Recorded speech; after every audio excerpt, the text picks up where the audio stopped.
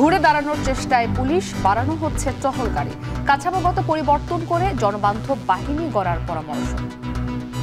অপরাধস্থল পরিদর্শনের ক্ষেত্রে কিন্তু তার যেরকম সে সময় লাগছে, আবার ব্যবস্থা গ্রহণ করার ক্ষেত্রেও কিন্তু তারা নানাভাবে এই অতি সতর্ক নীতিটা অবলম্বন করছে।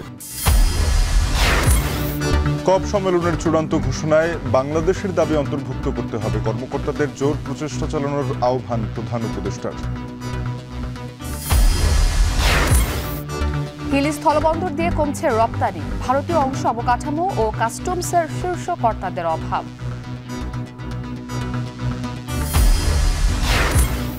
যুক্তরাষ্ট্রের বাইরে বাড়ছে নবনির্বাচিত প্রেসিডেন্ট ট্রাম্পের আবাসন ব্যবসা। ভারতে একের পর এক গড়ে উঠছে ট্রাম্প টাওয়ার।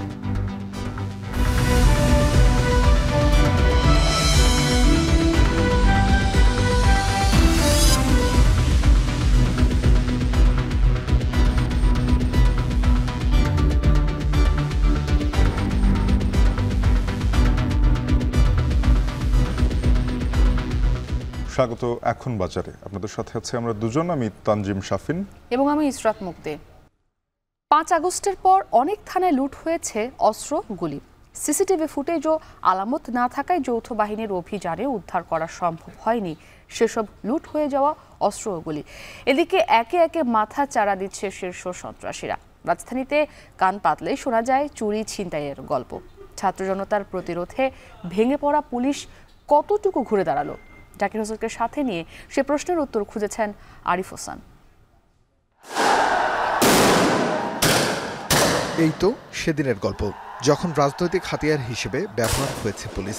ক্ষমতার দাপটে মুখোমুখি হয়েছে ছাত্র জনতার। গুলির সামনে বুক পেতে দেয়া জনতার বাঁধ ভাঙা জোয়ারে এলোমেলো বাহিনীর সব সদস্য। পরিণাম সবার জানা। এই সুযোগে চুরি ছিনতাই ডাকাতির অভিযোগে আতঙ্কিত পুরো রাজধানী। রাতের আধারে অপরাধীরা আরও বেপরোয়া। এর মধ্যে বদলি, পদোন্নতি আর অব্যাহতিতে ঢেলে সাজানো হয়েছে পুলিশ। দলীয় পৃষ্ঠপোষকতার অভিযোগে আইনের আওতায় আনা হয়েছে অনেককে। পুলিশকে সহায়তায় মাঠে নামে 3 বাহিনীর সদস্যরা। যৌথ বাহিনীর অভিযানে রিভলভার 19টি, পিস্তল 76টি, রাইফেল 22টি, শর্টগান 37টি, পাইপগান 8টি, শুটারগান 43টি, LG 31টি, বন্দুক 48টি, AK-47 একটি, SMG 5টি, গ্যাস গান 4টি, এয়ারগান 10টি, SBBL 10টি, টিয়ার গ্যাস লঞ্চার 2টি এবং 3/4 2টি জব্দ করা হয়েছে। যাত্রাবাড়ী থানায় এখনও ধ্বংসাবশেষ বিদ্যমান। 5 আগস্ট গণঅভ্যুত্থানের পর সাধারণ জনগণের রোষানলে যে কটি থানা আক্রান্ত হয়েছিলেন তার মধ্যে যাত্রাবাড়ী থানা অন্যতম। ইতিমধ্যেই পার হয়েছে 3 মাসের বেশি সময়। কতটুকু ঘুরে দাঁড়াতে পারল রাজধানীর পুলিশ? আমরা একটু ঘুরে দেখতে চাই। আমরা জানতে চাই প্রত্যেকটি থানায় আগের মতো জনসেবা পাচ্ছে কিনা পুলিশের কাছ থেকে। চলুন দেখে আসি। ছোটখাটো সমস্যা, প্রাথমিক অভিযোগ থেকে মামলা, কিছুটা হলেও স্বস্তিতে সাধারণ মানুষ। হাসিনার আমলে এই থানায় আসছিলাম, অবনী শঙ্কর সে ওসি, উনি 3 দিন আসছে, একজন নেয় নাই, জানি নেয় নাই। আমি ভাবলাম যে এই সরকার আমলে আমি বিচার পাবো না। আগে যেরকম কথা নিত না, আগে অন্যরকম অ্যাটিটিউড ছিল, আর এখন আসলেই সুন্দর মতন এটার একটা কথা নেয়, মানে জাস্ট সবার একটা ইজ্জত যায়, ইজ্জতরা দেয়। অপ্রতুলতা টহল গাড়ির, হারিয়ে ফেলা অস্ত্রের ভয় তো আছেই, সাথে ঢাকায় ফেরা পুলিশের প্রায় সবাই এসেছেন ঢাকার বাইরে থেকে। তাই বেগ পেতে হচ্ছে অপরাধী শনাক্তে। সময় লাগবে, যেহেতু নতুন এখানে আসছি, একটু সময় লাগবে অবশ্যই। চিনব সবসময় তো জেলাতে চাকরি করছি, এখানে ভিন্ন রকম লাগতেছে, তো একটু সময় লাগবে, বুঝতে একটু সময় লাগবে। অনেক ধরনের মানুষ এখানে, তো ধৈর্য খুব কম, আমাদের উপর এসে মাঝে মাঝে খারাপ ব্যবহারও করে। মানে একটু দেরি হইলে আমাদের বুঝতে হবে এখন, মানে আমাদের সম্পূর্ণ একটা বাহিনী সম্পূর্ণ নতুনভাবে আমরা কাজ করতেছি, আমাদের সময় সুযোগ দিতে হবে, আমাদের জন্য একটু অপেক্ষা করতে হবে, কিন্তু এইটা এখানে খুব কম। তবুও সাধ্যমতো চেষ্টা ঘুরে দাঁড়ানোর। কনস্ট্রাকশনে আমরা রেন্টে যেই মালামালগুলি দিয়ে থাকি, এই মালামালগুলি সেখান থেকে লুণ্ঠন করে। এই লুণ্ঠন করার 1 ঘন্টা যাবত এই তাণ্ডব চালানোর পরে তারা একটা ট্রাক নিয়ে এসে ট্রাক এগুলি লোড করে এগুলি নিয়ে বেরিয়ে পড়ে, সবাইকে কন্টেনারের ভিতরে বেঁধে রেখে। ম্যানুয়ালি এবং তথ্য প্রযুক্তির মাধ্যমে গাড়ি শনাক্ত করছি, গাড়ি ড্রাইভার শনাক্ত করছি। পরে কেরানীগঞ্জ আপনার তিতাস চান্দিনা থানা অভিযান করে আমরা মোটামুটি একটা সফল পর্যায়ে আসছি আর কি। পরিচিতিটাই হয়তো বা একটু সময় নিচ্ছে, সেক্ষেত্রে এলাকার যারা আছে, আমাদের সিনিয়র অথরিটি আছে, তো মোটামুটি কোনো না কোনো ওয়েতে মেকানিজম হচ্ছে, ইনশাআল্লাহ কোনো ধরনের সমস্যা হচ্ছে না এখন পর্যন্ত। ঢাকা মেট্রোপলিটন পুলিশ মুখপাত্র বলছে, বাড়ানো হচ্ছে টহল গাড়ির সংখ্যা। নজরদারিতে আছে শীর্ষ সন্ত্রাসীরাও, চাইলেন জনগণের সহায়তা। ইতিমধ্যে যেসব অস্ত্র ব্যাহত হয়েছিল তার বেশিরভাগই পুনরুদ্ধার করা হয়েছে। কিছু অস্ত্র যেগুলো উদ্ধার হয়নি সেগুলো উদ্ধারের জন্য আমাদের নিয়মিত কার্যক্রম অভিযান চলমান রয়েছে। আর পুলিশের যে সক্ষমতা বাড়ানো, পুলিশের মোবিলিটি বাড়ানো, এটা আমাদের বিবেচনায় রয়েছে এবং এটার জন্য ঢাকা মেট্রোপলিটন পুলিশের পক্ষ থেকে থানাগুলোর মোবিলিটি বাড়াতে 50টি নতুন গাড়ি সরবরাহের উদ্যোগ নেওয়া হয়েছে। সমাজ বিশ্লেষকরা বলছেন, মনোবল ভাঙা পুলিশের দুর্বলতার সুযোগ নিচ্ছে অপরাধীরা, দরকার কঠোর অবস্থানের। পুলিশ কিন্তু এখন কোথাও কোনো ব্যবস্থা গ্রহণ করতে, অপরাধস্থল পরিদর্শনের ক্ষেত্রে কিন্তু তার যেরকম সে সময় লাগছে, যাওয়ার ক্ষেত্রেও অনেক দেখে শুনে বুঝে তারপর যেরকম অপরাধস্থলে তারা যাচ্ছেন, আবার ব্যবস্থা গ্রহণ করার ক্ষেত্রেও কিন্তু তারা নানাভাবে এই অতি সতর্ক নীতিটা অবলম্বন করছেন। অপরাধের শীর্ষ অবস্থানে যারা ছিলেন, কারাগারে ছিলেন, তাদের ব্যাপারে আইনশৃঙ্খলা বাহিনীর বক্তব্য ছিল যারা বের হওয়ার পরে এদের কর্মকাণ্ড, আচার আচরণ, গতিবিধি পর্যবেক্ষণ করবে আইনশৃঙ্খলা বাহিনী। সেটিও যে খুব ভালোভাবে হচ্ছে সেটি কিন্তু আসলে মনে হচ্ছে না। কাঠামোগত পরিবর্তন করে জনবান্ধব পুলিশ তৈরি না করলে ভবিষ্যতে আবারও এর মাসুল গুনতে হবে এই বাহিনীকে, মন্তব্য সমাজ বিশ্লেষকদের। আরিফ হোসেন, এখন, ঢাকা। কপ সম্মেলনে দেশের জলবায়ু সংকটের উদ্বেগ তুলে ধরার আহ্বান জানিয়েছেন প্রধান উপদেষ্টা ডক্টর মোহাম্মদ ইউনূস। সোমবার বাংলাদেশের কর্মকর্তা, এনজিও ও সুশীল সমাজের নেতৃবৃন্দকে জলবায়ু সংকটের উদ্বেগ তুলে ধরতে অতিরিক্ত প্রচেষ্টা চালাতে বলেন তিনি। সোমবার আজারবাইজানের রাজধানীতে পৌঁছেই একটি সমন্বয় সভায় বাংলাদেশ প্রতিনিধি দলের সঙ্গে বৈঠক করেন প্রধান উপদেষ্টা। এ সময় তিনি বলেন, সম্মেলনে প্রধান প্রচেষ্টা হবে বাংলাদেশের উদ্বেগ ও দাবি চূড়ান্ত ঘোষণার অন্তর্ভুক্ত করা। এর আগে স্থানীয় সময় বিকেল 5টার দিকে বাকুতে পৌঁছান প্রধান উপদেষ্টা। মঙ্গলবার কপের 29-এর মূল শীর্ষ সম্মেলনে যোগ দিতে অন্তত 3টি বড় অনুষ্ঠানে বক্তব্য রাখবেন ডক্টর মোহাম্মদ ইউনূস।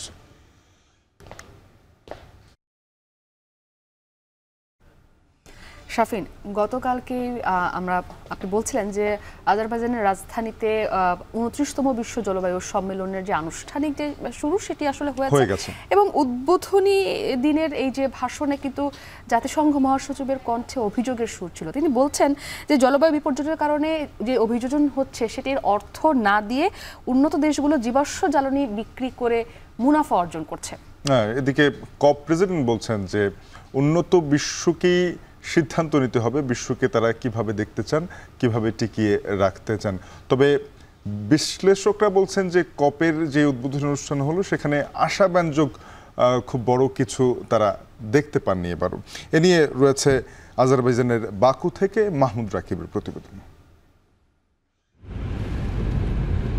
জীবাশ্ম জ্বালানি ব্যবহার কোনোভাবে রোধ করা যাচ্ছে না, ধরে রাখা যাচ্ছে না প্যারিস চুক্তি অনুযায়ী তাপমাত্রার সীমা। বরং গবেষণা বলছে ধরিত্রীর তাপমাত্রা 2 ডিগ্রি সেলসিয়াস পর্যন্ত বেড়ে যাওয়ার শঙ্কা রয়েছে।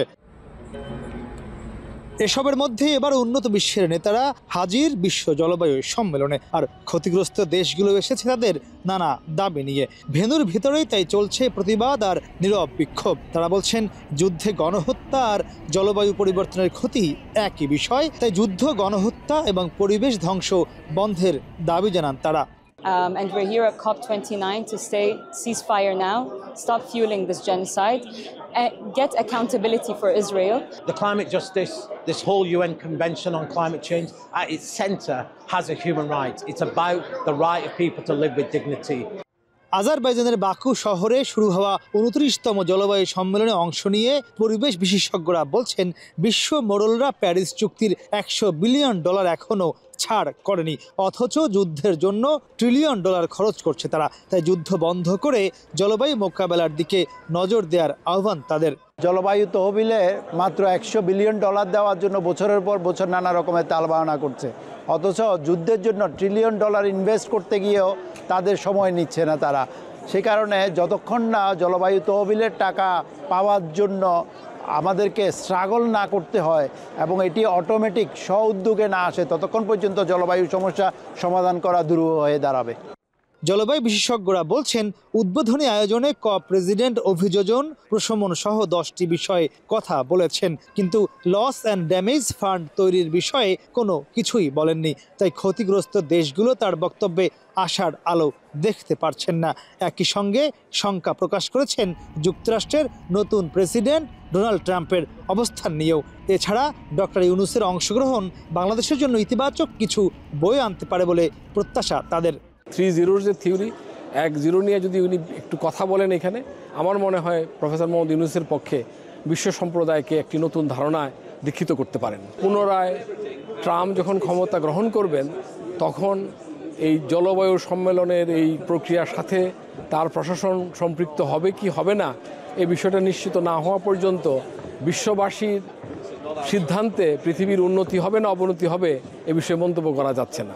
ইতিমধ্যে বাকুতে পৌঁছেছেন অন্তর্বর্তী সরকারের প্রধান উপদেষ্টা ডক্টর মোহাম্মদ ইউনূস। মঙ্গলবার সম্মেলনে যোগ দিয়ে লিডার্স সামিটে বক্তব্য দেওয়ার কথা রয়েছে তার। বছর বছর কোটি কোটি মার্কিন ডলার খরচ করে এই জলবায়ু সম্মেলন করা হলেও যাদের জন্য এই আয়োজন, সেই ক্ষতিগ্রস্ত দেশগুলোকে কি উপায়ে ক্ষতিপূরণ দেওয়া হবে সে বিষয়ে এখনও কোনো সুনির্দিষ্ট পরিকল্পনাই করতে পারেনি বিশ্ব মোড়লরা। তাই জলবায়ু বিজ্ঞানীরা বলছেন এ ধরনের আয়োজন যতটা গুরুত্ব দিয়ে করা হচ্ছে এর চেয়েও এখন বেশি গুরুত্ব দেওয়া উচিত ক্ষতিগ্রস্ত দেশগুলোকে লস অ্যান্ড ড্যামেজের আওতায় ক্ষতিপূরণ কিভাবে দেওয়া যায় সেদিকে। মাহমুদ রাকিব, এখন বাকু, আজারবাইজান। রাজশাহীর বাজারে বিভিন্ন আগাম জাতের শীতকালীন শাকসবজির দেখা মিললেও দাম বেশ চড়া। সপ্তাহ ব্যবধানে ফের বেড়েছে কাঁচামরিচের দাম। এদিকে মেহেরপুরে একই রকমভাবে সবজির বাজার বেশ কিছুদিন ধরেই বেশ চড়া। নতুন করে আলু, কাঁচামরিচ এবং পেঁয়াজ ও রসুনের দামও সেখানে বেড়েছে।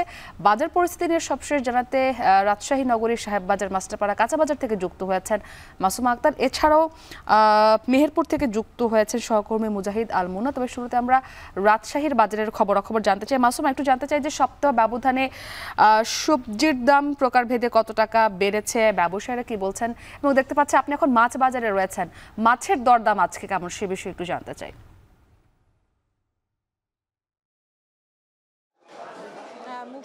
রাজশাহীর সবজি বাজারের চিত্র যদি বলি, সেখানে কিন্তু সব ধরনের আগাম শীতকালীন সবজির দামও যেমন বেশ খানিকটা চড়া এখন অবধি সেভাবে কিন্তু কমেনি। এতে করে ক্রেতারা বলছেন যে বাজারের দামের যে বিষয়টি সেটি কিন্তু এখনও অনেকটাই বাড়তি। আর যদি মাছের বিষয়টি বলি, যে আজকে এই মুহূর্তে আমরা আছি রাজশাহীর মাছপট্টিতে।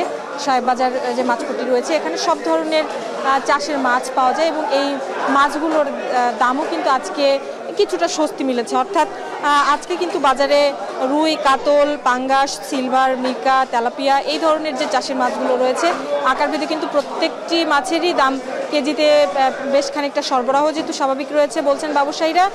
এর বিপরীতে চাহিদা বেশ খানিকটা কম। তারা বলছেন ক্রেতা সমাগম বাজারে বেশ কয়েকদিন ধরে, গত কয়েকদিন ধরে আসলে কমার কারণে বাজারে কিন্তু আজকে কেজি প্রতি 20 থেকে 30 টাকা পর্যন্ত কিন্তু মাছের কেজিতে দাম কমেছে।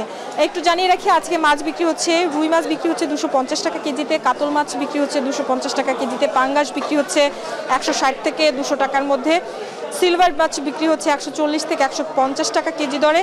এছাড়া মিরকা মাছ পাওয়া যাচ্ছে 170 থেকে 200 টাকা কেজি দরে, তেলাপিয়া মাছ পাওয়া যাচ্ছে 180 টাকা কেজি দরে। পাশাপাশি আমরা আজকে বাজারে দেখছি যে পদ্মার যে বোয়াল, পাঙ্গাস এই মাছগুলো, যে আইর মাছ রয়েছে সেগুলো বাজারে উঠেছে। এছাড়া ইলিশ, বাগদা চিংড়ি, গলদা চিংড়ি সেগুলোও কিন্তু বাজারে আজকে উঠেছে। সেগুলোর দামে খুব একটা পরিবর্তন আমরা দেখছি না, সরবরাহ বেশ খানিকটা কমই বলছেন এখানকার ব্যবসায়ীরা। এবং তারা বলছেন যে চিংড়ি বিক্রি হচ্ছে 800 টাকা কেজি দরে, যেটি অপরিবর্তিত রয়েছে। পাশাপাশি রাজশাহীর মাংসের বাজারের চিত্র যদি একটু জানিয়ে রাখি, যে সেখানে কিন্তু গরু, খাসি সেটি অপরিবর্তিত দামে বিক্রি হচ্ছে। গরু বিক্রি হচ্ছে 720 থেকে 750 টাকা কেজি দরে, খাসির মাংস বিক্রি হচ্ছে 1050 থেকে 1000 টাকা কেজি দরে। পাশাপাশি ব্রয়লার, সোনালী মুরগির দাম গত সপ্তাহের তুলনায় কিন্তু 10 থেকে 20 টাকা বেড়েছে। অর্থাৎ আজকে ব্রয়লার মুরগি 10 টাকা বেড়ে বিক্রি হচ্ছে 180 টাকা কেজি দরে। পাশাপাশি সোনালী মুরগি বিক্রি হচ্ছে 300 টাকা কেজি দরে। এই ছিল আমার কাছে রাজশাহীর মাছ মাংসের বাজারের সর্বশেষ। রাজশাহী থেকে আমরা মাছ মাংসের বাজারের খবর জানছিলাম। মুন্না, একটু মেহেরপুরের বাজার পরিস্থিতি জানতে চাই। সেখানে সবজির বাজার আজকে কেমন? আমরা বলছিলাম যে আলু, কাঁচামরিচ থেকে শুরু করে পেঁয়াজ এবং রসুনের দামও সেখানে বেড়েছে। জানতে চাই কেজি প্রতি কত টাকা করে বেড়েছে এবং দফায় দফায় দাম বৃদ্ধির কারণ কি? মুক্তি, আপনাকে আমি জানিয়ে রাখি, টানা 2 মাস ধরেই কিন্তু মেহেরপুরের সবজির বাজার চড়া। আবার নতুন করে গত সপ্তাহ থেকে আলু, পেঁয়াজ, রসুনের দামও কিন্তু আরো এক দফায় বেড়েছে। আমি যদি আজকের বাজারের কথা বলি, আজকে মেহেরপুর বাজারে প্রতি কেজি গোল আলু বিক্রি হচ্ছে 70 থেকে 72 টাকা কেজি দরে, যেটি গত এক সপ্তাহ আগেও 60 থেকে 65 টাকা কেজি দরে বিক্রি হচ্ছিল। কিন্তু হঠাৎ করে কেজিতে প্রায় 10 টাকা করে বেড়েছে আলুর দাম। এছাড়াও আমি যদি পেঁয়াজের কথা বলি, পেঁয়াজ আজকের বাজারে বিক্রি হচ্ছে 140 টাকা, যেটা দেশীয় পেঁয়াজ, এবং আমদানিকৃত যে পেঁয়াজ সেটিও বিক্রি হচ্ছে 120 টাকা কেজি দরে, যেটি গত এক সপ্তাহ আগে মেহেরপুর বাজারে দেশি পেঁয়াজটা ছিল 120 টাকা এবং আমদানিকৃত পেঁয়াজটা ছিল 100 থেকে 110 টাকা কেজি। প্রতি কেজিতে বেড়েছে এভারেজে 20 টাকা করে। এছাড়াও রসুনের দামও কিন্তু ঊর্ধ্বমুখী। মেহেরপুরের বাজারে আজকের বাজারে রসুন বিক্রি হচ্ছে 250 টাকা করে। এছাড়াও আমি যদি আপনাকে জানিয়ে রাখি, প্রতি কেজি আদা বিক্রি হচ্ছে 200 টাকা করে, কাঁচামরিচ বিক্রি হচ্ছে 150 থেকে 160 টাকা করে। এছাড়াও আমি যদি সবজির দামের কথা বলি, টানা 2 মাস থেকেই মেহেরপুরের সবজির বাজার কিন্তু চড়া। আজকের বাজারে প্রতি কেজি বেগুন বিক্রি হচ্ছে 50 থেকে 60 টাকা করে। শীতকালীন যেসব সবজির মেহেরপুরে কিন্তু সরবরাহ আমরা দেখতে পাচ্ছি। বিশেষ করে আজকে আমি নতুন করে সোলার শাক দেখেছি, কিন্তু প্রতি কেজি সোলার শাক বিক্রি হচ্ছে 120 থেকে 150 টাকা করে। এছাড়াও প্রতি কেজি কলা বিক্রি হচ্ছে 65 থেকে 70 টাকা করে। প্রতি কেজি লাল শাক বিক্রি হচ্ছে 50 থেকে 55 টাকা করে। সাদা শাক বিক্রি হচ্ছে 40 থেকে 50 টাকা করে। এরকম প্রত্যেকটা সবজির দামই কিন্তু চড়া মুক্তি। তাই ভোক্তারা বাজার মনিটরিং এর মাধ্যমে বাজার নিয়ন্ত্রণের দাবি জানিয়েছেন। মুক্তি, এই ছিল আমার কাছে সবজি বাজারের সর্বশেষ পরিস্থিতি। বাজার পরিস্থিতি জানাতে মেহেরপুর ও রাজশাহী থেকে যুক্ত ছিলেন আমাদের সহকর্মীরা। অনুকূল আবহাওয়ায় উত্তরের জেলা নাটোরে এবার রোপা আমনের ভালো ফলন হয়েছে। ইতিমধ্যে মাঠে মাঠে শুরু হয়েছে ধান কাটা উৎসবও। খরচ কমার পাশাপাশি ভালো ফলন হওয়ায় লাভের আশা করছেন কৃষক। নতুন এই ধান বাজারে উঠলে এক সপ্তাহের মধ্যে চালের দাম কমে আসবে বলে মনে করছেন সংশ্লিষ্টরা।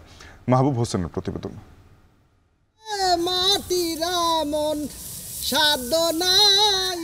নাটোরের নলডাঙ্গা উপজেলা ঠাকুর লক্ষ্মীকুল গ্রামের কৃষক ছায়েদ আলী এবার 7 বিঘা জমিতে আবাদ করেন উচ্চ ফলনশীল রোপা আমন ধান।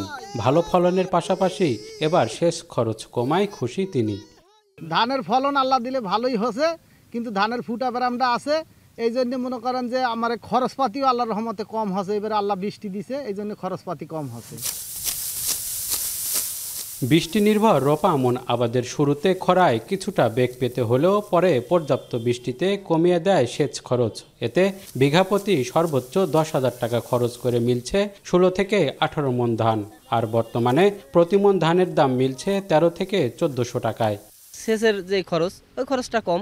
ওষুধের পোকা বালাই, যেটা পোকামাকড়ের যে সমস্যা, ওটা একটু বেশি হয়েছে এই বছর। গত বছর থেকে আল্লাহ দিলে বৃষ্টি বাদল ভালো আছে, আবহাওয়া ভালো, ওয়েদারও ভালো, ধানও ভালো হয়েছে আল্লাহর রহমতে। ধানের দামও মোটামুটি ভালো আছে। 1-8 সপ্তাহের মধ্যেই শেষ হয়ে যাবে আর কি। অন্য অন্য এলাকার থেকে ধান টান অনেক সুন্দর আছে, ভালো আছে।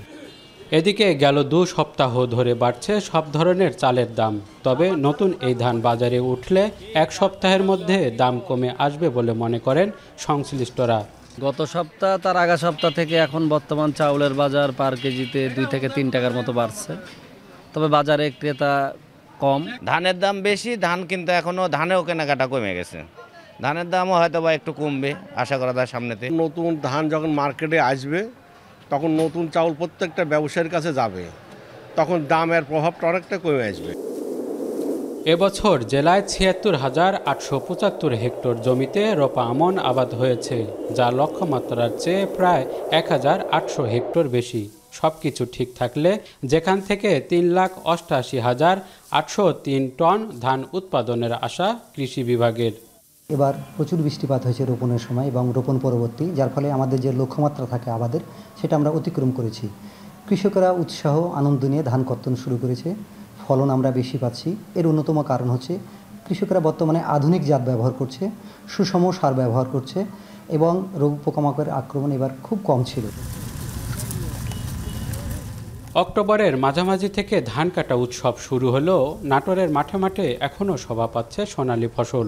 কাটা মারার পর স্থানীয় চাহিদা মিটিয়ে এসব ধান চলে যাবে দেশের বিভিন্ন এলাকায়। মাহবুব হোসেন, এখন নাটোর।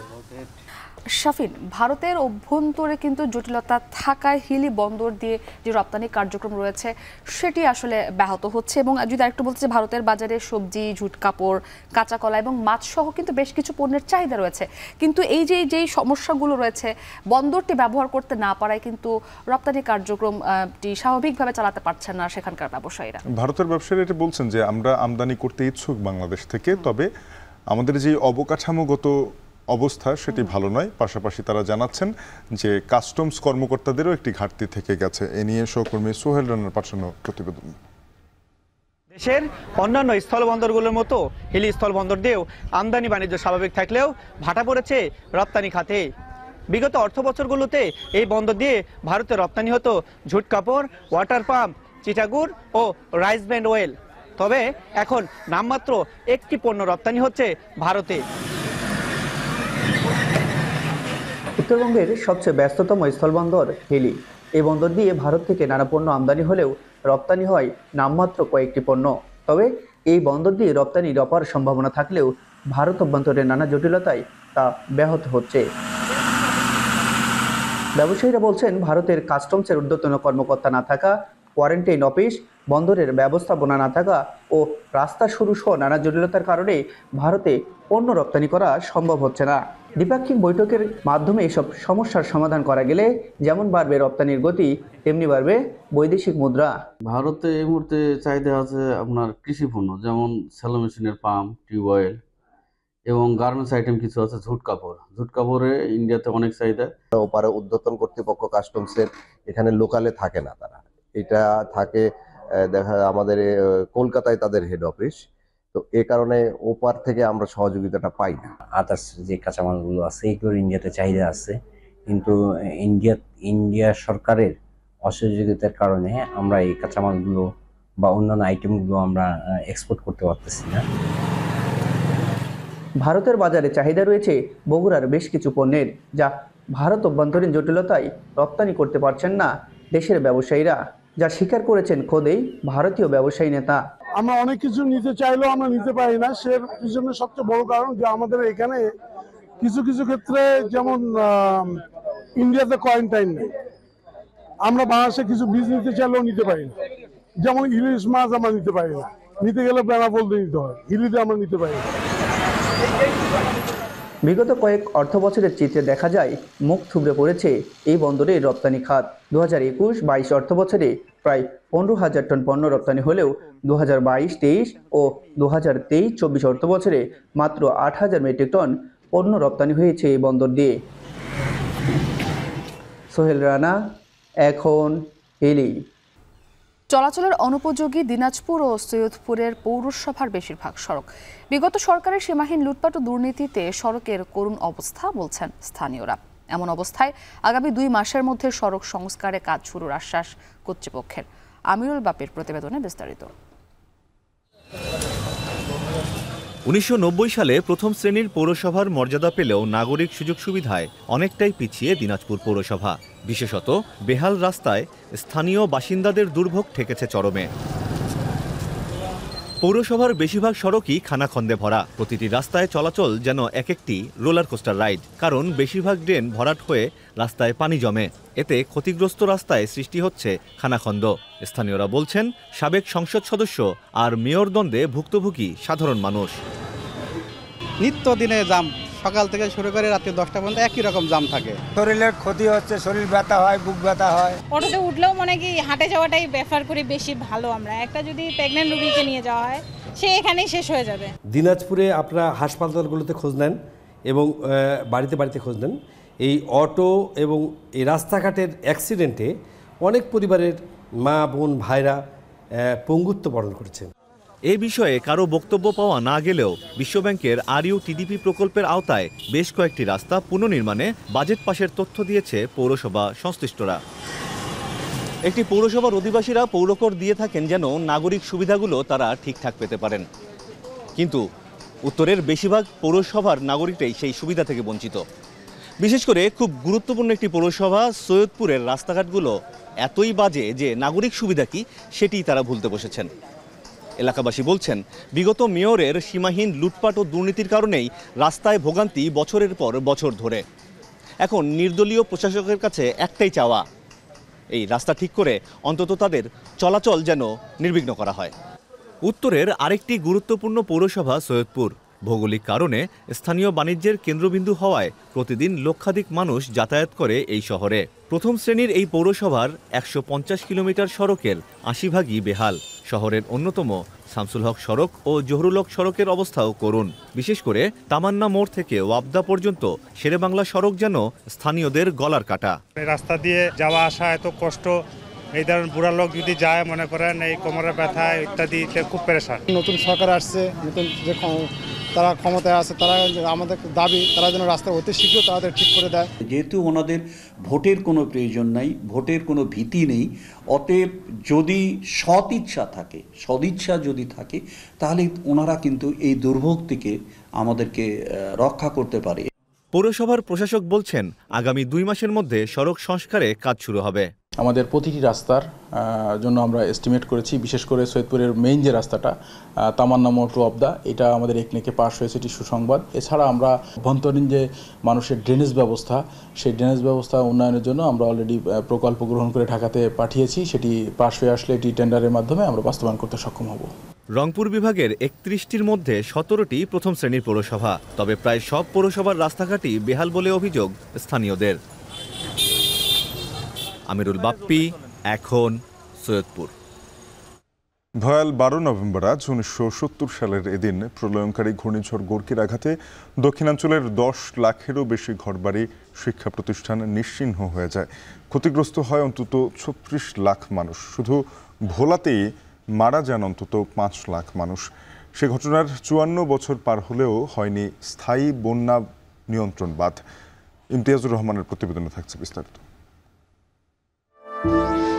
১৯৭০ সালের ১২ নভেম্বর রাতে ভয়াল ঘূর্ণিঝড় গোকরির তাণ্ডবে লণ্ডভণ্ড হয় ভোলার বিস্তীর্ণ জনপদ। একের পর এক লোকালয় মাটির সাথে মিশে যায়। তীব্র জলোচ্ছ্বাসের তোড়ে ভেসে যায় হাজার হাজার মানুষ, যাদের অনেকেরই আর খোঁজ মেলেনি। স্বজনহারা মানুষ ভুলতে পারেনি প্রকৃতির সেই তাণ্ডব। সেদিন মৃত্যুপুরীতে পরিণত হয়েছিল বিচ্ছিন্ন উপজেলা মনপুরা, চরনিজাম, ঢালচর, কুকরিমুকরি সহ গোটা জেলা। বেড়িবাঁধ ও আশ্রয়কেন্দ্র না থাকায় গাছে উঠে প্রাণ বাঁচায় অনেকে। পানিতে ভেসে যায় ঘরবাড়ি, গবাদি পশু, ফসল। প্রাণ হারায় জেলার অন্তত ৫ লাখ মানুষ। এত যে পানি হয়েছে, অজস্র পানি হয়েছে, যে পানি কোনো শেষ নেই। হ্যাঁ, পাখি মরছে, গাছপালা ভাঙছে, তার বাদে মানুষ ছিন্ন বিচ্ছিন্ন হয়ে গেছে। হালকা যদি বাতাসো তাহলে ওই ওই ৭০ সনের বন্যার কথা মনে উঠলে কলজা হাঁপতে লই যা, যে আমরা করে যাবো, করে থাকুন। সুইচ গেটগুলি যদি পুনর্বার সংস্কার করা হয় বা বেড়িবাঁধগুলি যদি আবার পুনর্বার সংস্কার করে মেরামত করা হয়, তাহলে আমাদের জন্য খুবই একটা উপকৃত হয়। ঘটনার ৫৪ বছর পার হলেও জেলার বিচ্ছিন্ন উপজেলা মনপুরায় এখনও তৈরি হয়নি স্থায়ী বন্যা নিয়ন্ত্রণ বাঁধ। উপজেলার ৭৮ কিলোমিটার বাঁধের মাত্র ২ কিলোমিটার টেকসই সিসি ব্লক মোড়ানো, বাকি ৭৬ কিলোমিটার বাঁধই ঝুঁকিপূর্ণ। সাম্প্রতিক ঘূর্ণিঝড় রিমালেও ক্ষতিগ্রস্ত হয় উপজেলার ১৬৫ মিটার বেড়িবাঁধ। প্রতিনিয়ত জোয়ারের পানিতে ভাসছে ৫ ইউনিয়নের প্রায় ১৫টি গ্রাম। ৫০০ ভাঙা দিছে, জায়গা দুন সব নদী লই গেছে।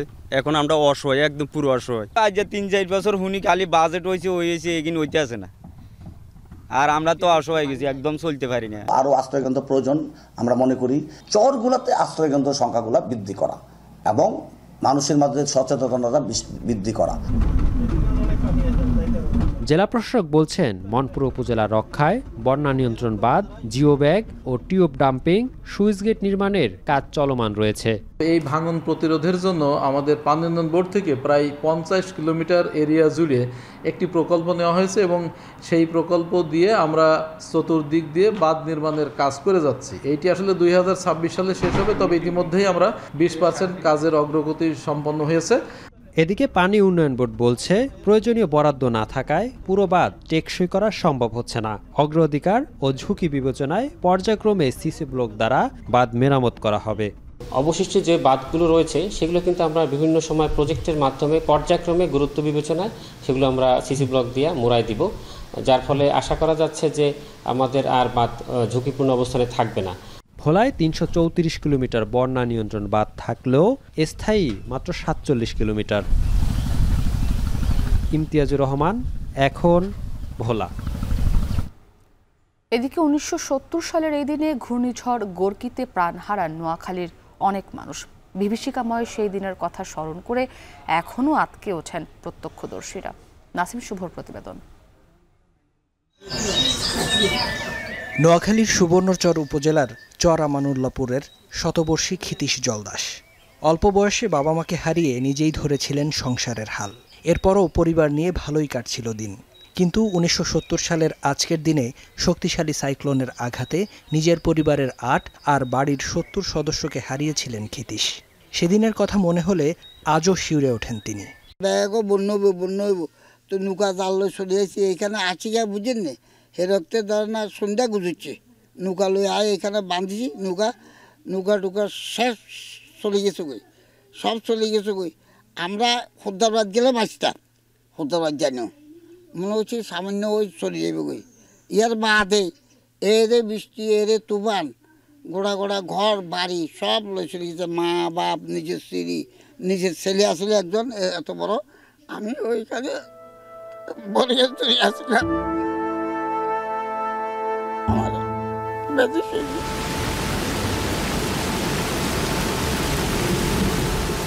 সেদিনের প্রত্যক্ষদর্শীরা জানান ২২৪ কিলোমিটার বেগের ঝোড়ো হাওয়া আর ২০ থেকে ৪০ ফুট উচ্চতার সামুদ্রিক জলোচ্ছ্বাসে মুহূর্তেই ভাসিয়ে নিয়ে যায় মানুষ, গবাদি পশু, বাড়িঘর আর ফসল।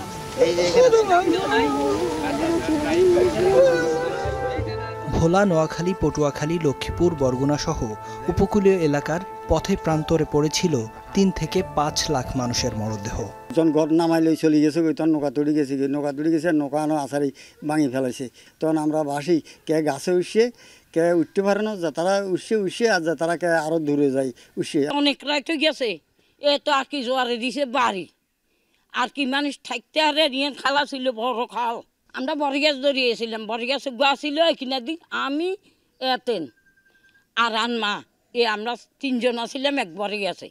আর হলা মরে গেছে, মাইয়া মরে গেছে, তার খাইলা আছে। এখনও উপকূলে প্রতি বছর ঝড় ও জলোচ্ছ্বাস আঘাত হানে, তবে এখন প্রযুক্তির কল্যাণে আগাম বার্তা জানা গেলেও দুর্যোগ পরবর্তী উদ্ধার কার্যক্রমে লাগেনি আধুনিকতার ছোঁয়া। তখন মনে করেন বিদ্যুৎ চলে যায়, মোবাইলে নেটওয়ার্কে থাকে না, তারপর আমরা আবহাওয়ার খবর পাই না। আধুনিক কোনো সরঞ্জাম আমাদের কাছে নাই, যে সরঞ্জাম আছে এগুলা দিয়ে এই দ্রুত কোনো কাজ করা যায় না। আবহাওয়া অফিস থেকে যে ধরনের সতর্কবার্তা দেওয়া হয়, বাস্তবতা উপকূলে ওই ধরনের আসলে আমরা চিহ্ন বা পরিবেশ দেখতে পাই না উপকূলের মানুষ। ফলে উপকূলের এই মানুষের সতর্কবাণী নিয়ে, আবহাওয়া অফিসের সতর্কবার্তা নিয়ে সন্দেহ তৈরি হয়, মানুষ আশ্রয়কেন্দ্রে আসলে যেতে চায় না। যুগের সাথে তাল মিলিয়ে আবহাওয়ার প্রকৃত বার্তা জানানোর মধ্য দিয়ে দুর্যোগ মোকাবেলা করা গেলে ক্ষতি কমানো সম্ভব বলে মনে করেন জেলা প্রশাসক।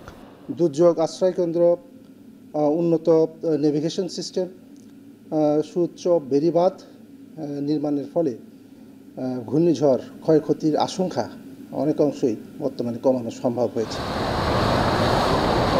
স্বাধীনতার পর উপকূলে একের পর এক ঘূর্ণিঝড় আঘাত হানলেও এখনও তৈরি হয়নি পর্যাপ্ত বেড়িবাঁধ ও আশ্রয়কেন্দ্র।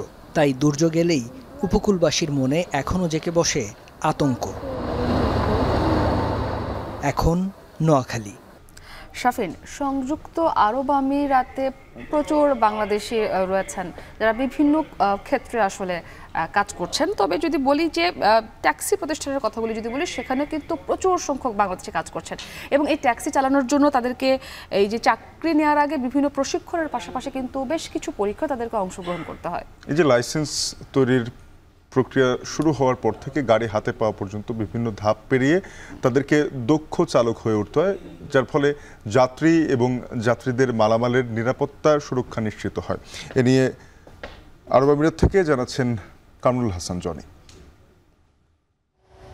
প্রায় ৮ বছর ধরে সংযুক্ত আরব আমিরাতের দুবাইয়ে ট্যাক্সি চালক হিসেবে কাজ করছেন আলামিন হোসেন।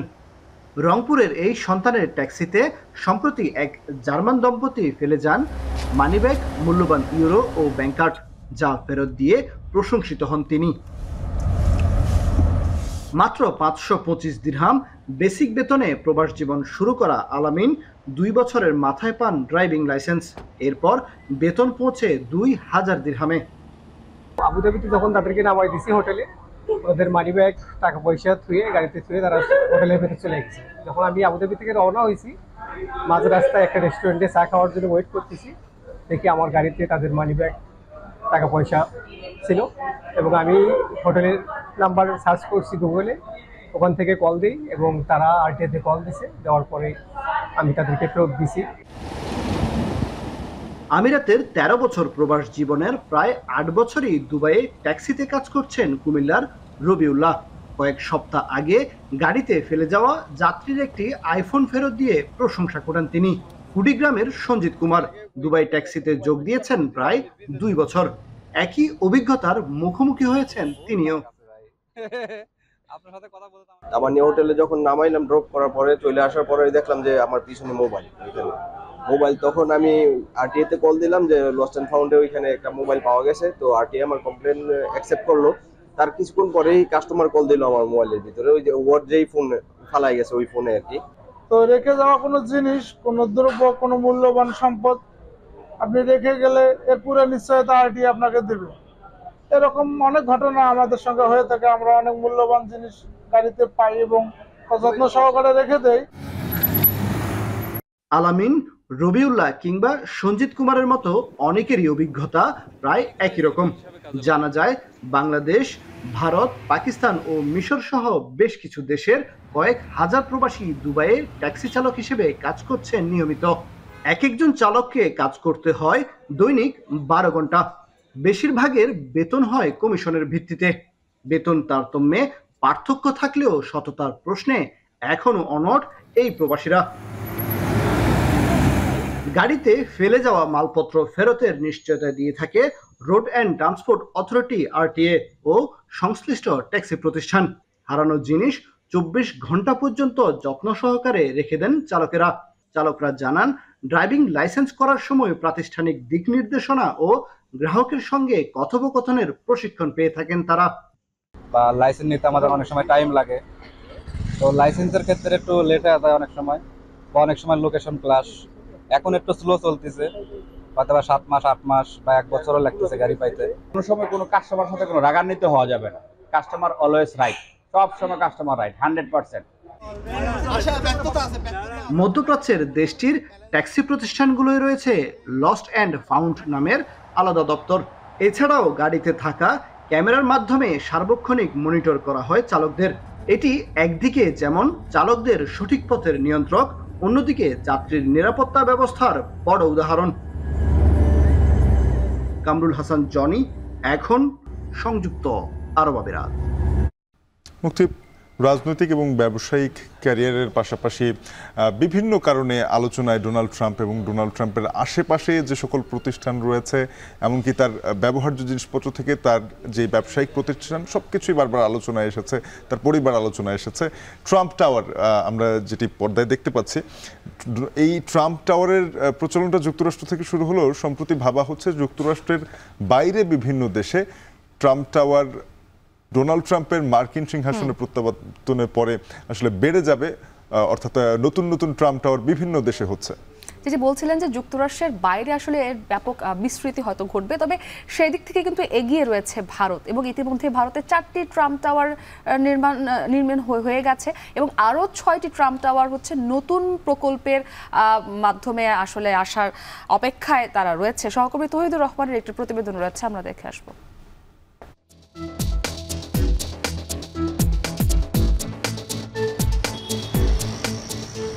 ট্রাম্প টাওয়ার লেখা বহুতল এই ভবনটি দেখা মাত্রই যে কারোরই মনে হতে পারে এটি যুক্তরাষ্ট্রের নিউ ইয়র্ক কিংবা অন্য কোনো শহরের চিত্র। তবে বাস্তবে এই ট্রাম্প টাওয়ারটি গড়ে উঠেছে ভারতের মহারাষ্ট্র পুনেতে। শুধু ভারতেই নয়, নবনির্বাচিত মার্কিন প্রেসিডেন্ট ডোনাল্ড ট্রাম্পের রিয়েল এস্টেট সহ যাবতীয় ব্যবসার ডালপালা ছড়িয়ে আছে বিশ্বজুড়ে। এর মধ্যে বিলাসবহুল আবাসন ব্যবসা ও গোল্ফ কোর্স অন্যতম। হোয়াইট হাউসে ট্রাম্পের প্রত্যাবর্তন নিশ্চিতের পর যুক্তরাষ্ট্র ভারত সম্পর্ক আরও গভীর হওয়ার সম্ভাবনা বেড়েছে। এতে যুক্তরাষ্ট্রের ট্রাম্প টাওয়ারের সংখ্যাকে ভারত টপকাতে পারবে বলে মনে করছেন প্রকল্প সংশ্লিষ্টরা। এরই মধ্যে 4টি ট্রাম্প টাওয়ার তৈরি করেছে ভারতে থাকা ডোনাল্ড ট্রাম্পের রিয়েল এস্টেট পার্টনার। নতুন করে মুম্বাই, পুনে এবং উত্তর গুরুগ্রাম শহরে ট্রাম্প টাওয়ার তৈরির সিদ্ধান্ত নিয়েছে প্রতিষ্ঠানটি। পরিকল্পনা আছে নয়ডা, হায়দ্রাবাদ ও বেঙ্গালুরুতেও টাওয়ার গড়ার। ऑलरेडी इंडिया में सबसे ज्यादा ट्रम्प टावर्स है कंपेयर टू बाकी और देशों के कंपैरिजन में, एक्सेप्ट अमेरिका। लेकिन गोइंग फॉरवर्ड अब हम 6 और डील कर रहे हैं। मुझे लग रहा है शायद इंडिया में ट्रम्प टावर यूएस से भी ज्यादा होंगे। এলিট শ্রেণীর ভোক্তাদের টার্গেট করে বিশ্বজুড়ে বিলাসবহুল আবাসন ব্যবসার সাম্রাজ্য গড়েছে ট্রাম্প অর্গানাইজেশন। লগ্নি করছে হাজার হাজার কোটি ডলার। ভারতেও প্রিমিয়াম আবাসনের চাহিদা বাড়তে থাকায় সেখানেও ব্যবসার বিস্তার বাড়াচ্ছেন ट्रम्प। डोनाल्ड ट्रम्प जी की इसके बारे में भी सोच बहुत क्लियर थी। उनका मानना था कि जो आदमी डोनाल्ड ट्रम्प का कार्य पहले देख चुका है वो कोई भी प्रीमियम देख के ट्रम्प टावर में बाय करेगा, और वो बात सच निकली। নয়াদিল্লি এবং ওয়াশিংটনের মধ্যে বাণিজ্য সম্পর্ক গত 1 দশক ধরেই ঊর্ধ্বমুখী। এমনকি ভারতের শীর্ষ রপ্তানি গন্তব্যও যুক্তরাষ্ট্র। 2023 সালে ওয়াশিংটনে 12,000 কোটি ডলারের পণ্য ও পরিষেবা রপ্তানি করেছে দিল্লি।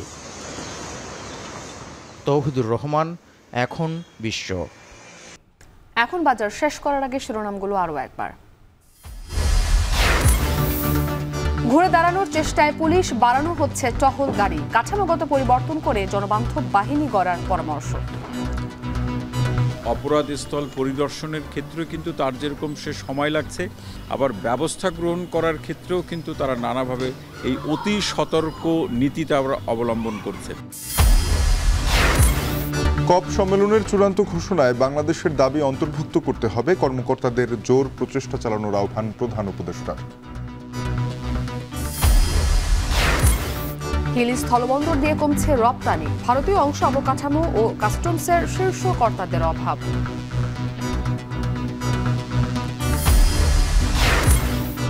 যুক্তরাষ্ট্রের বাইরে বাড়ছে নবনির্বাচিত প্রেসিডেন্ট ট্রাম্পের আবাসন ব্যবসা, ভারতে একের পর এক গড়ে উঠছে ট্রাম্প টাওয়ার। এই ছিল এখন বাজারের আয়োজন। এখন টেলিভিশন ওয়েবসাইটে দেখতে ভিজিট করুন www.ekhon.tv। এছাড়া যুক্ত থাকুন ফেসবুকে facebook.com/tv.ekhon এবং ইউটিউবে দেখতে ভিজিট করুন youtube.com/c/ekhon tv।